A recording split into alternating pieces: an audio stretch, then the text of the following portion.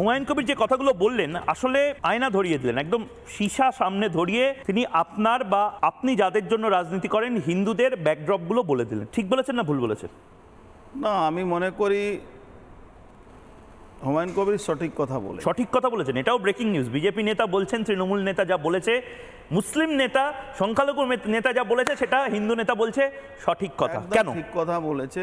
ও আমাদের চোখে, আমাদের হিন্দুদের চোখে আঙুল দেখিয়ে দিচ্ছে কি যেটা হিন্দু নেতারা বহুদিন ধরে চেষ্টা করছিল পশ্চিমবাংলা বোঝাবার জন্য মানুষকে, কি এখানে হিন্দুরা বাঁচতে পারবে না।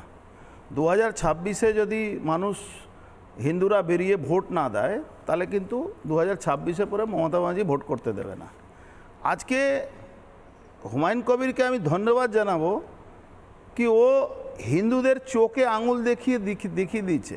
আমরা দেখেছি তো কলকাতাতে বিজনেসম্যানরা বড় বড় বাড়িতে থাকে, হিন্দু আছে, হিন্দু সনাতনী হিন্দু আছে, পয়সা আছে, গরিব মানুষকে সেবা করে, মন্দির বড় বড় মন্দিরে দান পুণ্য করবে, আর ভোটের দিন তারা পিকনিক করে। ভোটের দিন ভোট দিতে যায় না, খুব বেশি হলে বাড়ি কোনো বুড়ো লোক চলে গেলে ভোট দিতে গেলে যায়, আর বাদ বাকি লোক যায় না। আর তারপরে সরকারি দলে কোনো গুন্ডা গিয়ে বলে ভোট দিতে যাবি না, বাস হয়ে হলো আর বাবা ভোট দিতে যাবে।